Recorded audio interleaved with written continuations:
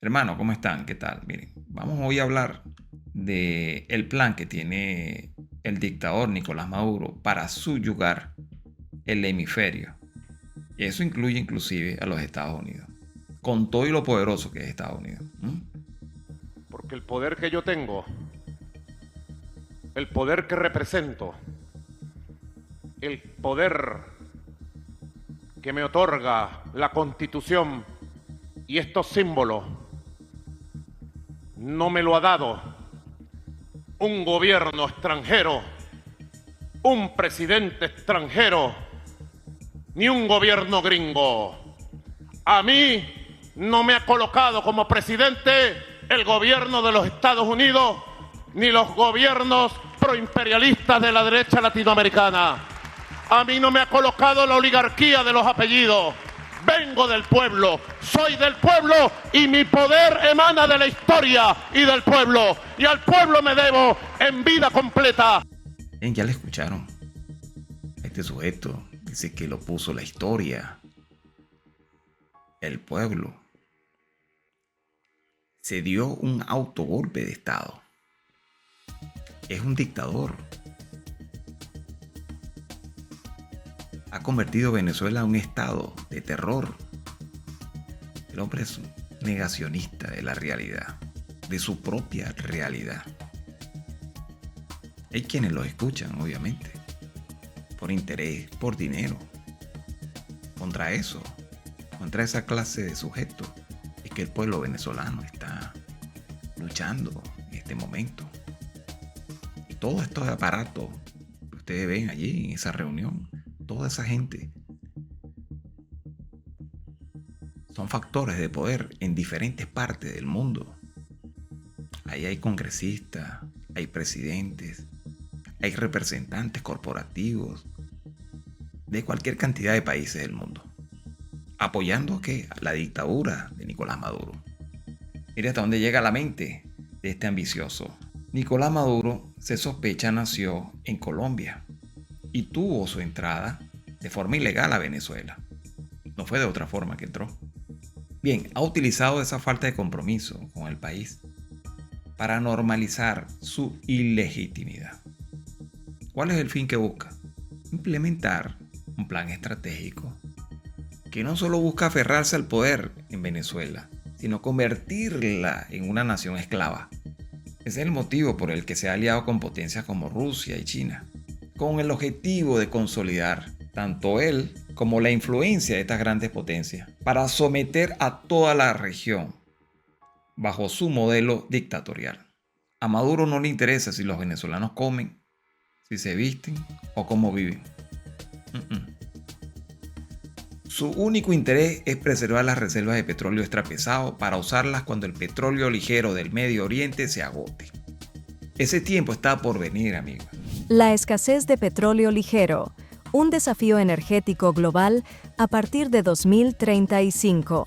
Para 2035, el mundo podría enfrentar una escasez crítica de petróleo ligero, un recurso clave para mantener los precios bajos debido a su bajo costo de refinación, entre 5 y 20 dólares por barril. Este tipo de petróleo es el más demandado porque su procesamiento es mucho más económico en comparación con el petróleo extrapesado, que requiere tratamientos adicionales que elevan su costo base a 50 a 70 dólares por barril.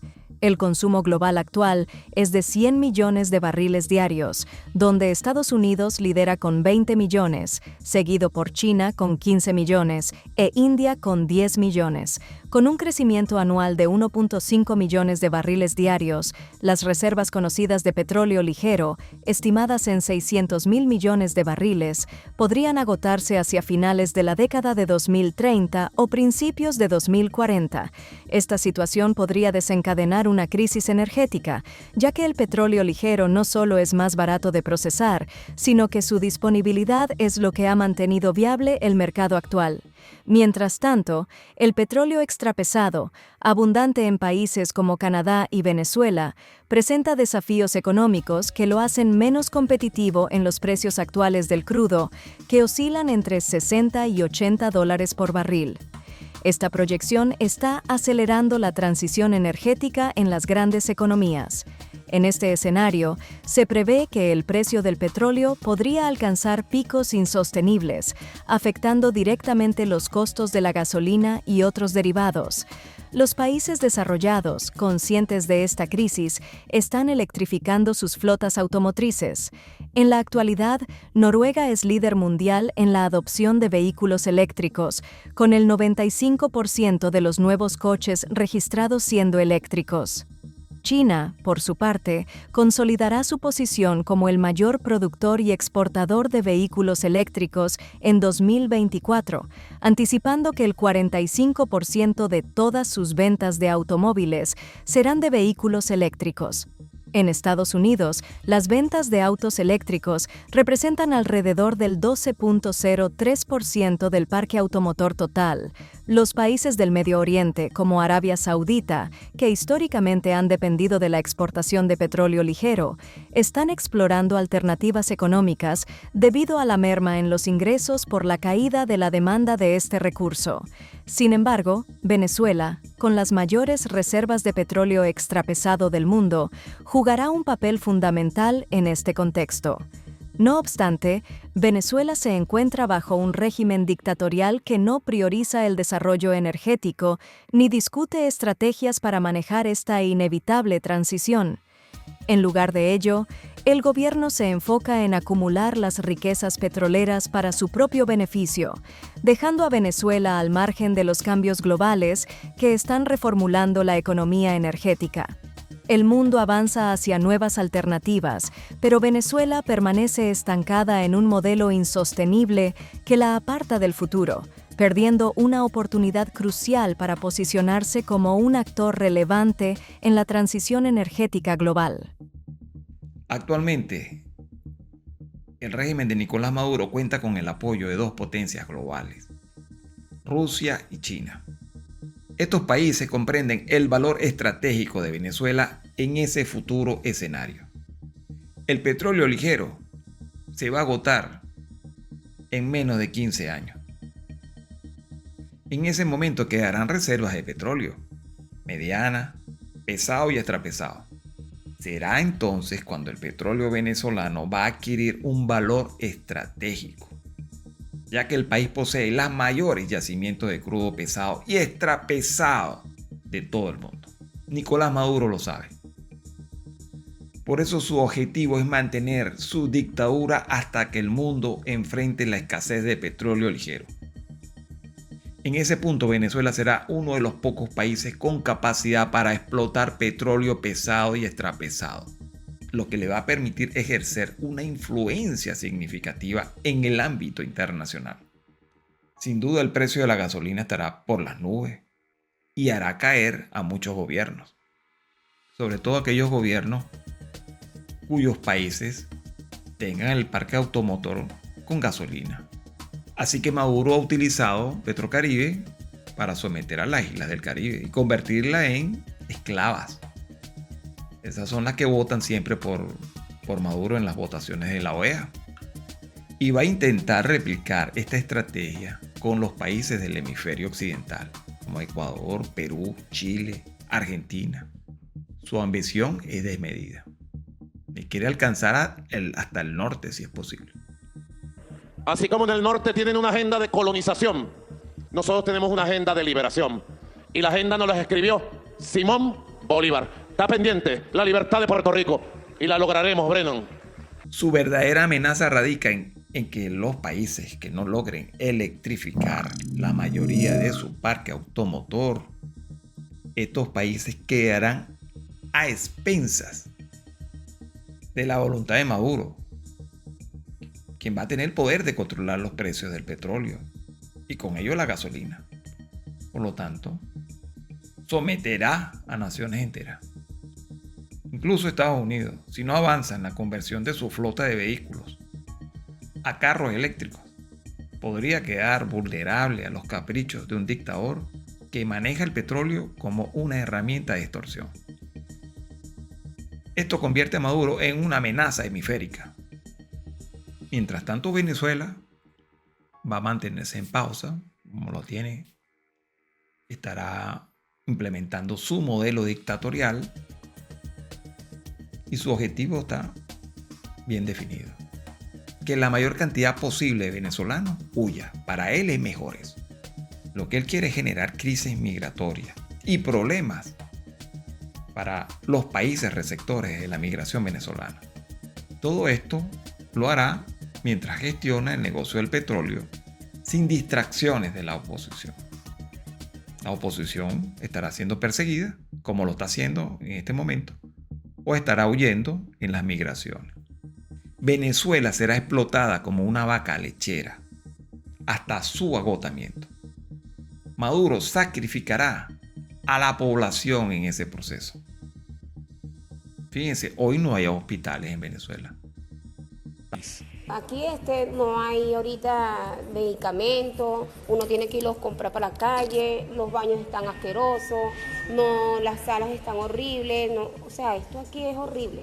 El médico Antonio Rico relató cómo los pacientes se ven afectados con el desabastecimiento. Porque tenemos déficit desde una gasa en adelante. Entonces imagínense cómo están los insumos especiales, por ejemplo, sobre todo para los sitios y áreas críticas como es terapia intensiva. Tampoco los habrá en el futuro. Así como no hay electricidad, tampoco habrá en el futuro. De la misma manera, no hay gasolina hoy. Y no la va a haber en el futuro. Y esto nada tiene que ver con el supuesto bloqueo que ellos argumentan. Tan solo el año pasado Venezuela recibió 20.000 millones de dólares. Y nada de eso se destinó para el gasto social, ni para reparar una escuela. Todo se lo quedó Maduro y su entorno. No hay excusas. Venezuela, a pesar de ser un país petrolero, el país bajo la dictadura de Nicolás Maduro, ni siquiera puede refinar suficiente gasolina para cubrir la demanda interna. Tomar la autopista José Antonio Paz a la altura de Guanare, los productores protestando porque le están mamando gallo por la gasolina. Se acabó esta mierda. Estado Portuguesa, Guanare. Esto tampoco se debe a un bloqueo externo, como ellos argumentan, sino a la falta de interés del régimen de Maduro en explotar las reservas de petróleo ligero que aún tenemos en Venezuela. Estas reservas representan aproximadamente entre el 10 y el 20% del total de reservas que tenemos, unos 30.000 millones de barriles. Sin embargo, han sido abandonadas deliberadamente, ya que el régimen prefiere importar petróleo ligero de Irán y de Argelia para mezclarlo con el crudo extrapesado del Orinoco y así refinar. Maduro tampoco tiene interés en preparar al país para la transición hacia vehículos eléctricos. Él no habla ni siquiera de eso. Su prioridad es preservar el petróleo como fuente de riqueza para él, su familia y sus aliados, en particular Rusia y China. De esta manera, Venezuela ha sido convertida en un país de esclavos, sometido al capricho de un dictador extranjero que busca maximizar su poder y control. Es importante recordar que Maduro no siente amor ni tiene compromiso con los venezolanos. Él no es venezolano. Como les comenté, él nació en Colombia. Entró ilegalmente a Venezuela. Porque está demostrado que su mamá era colombiana y que él cursó estudios primarios en Colombia.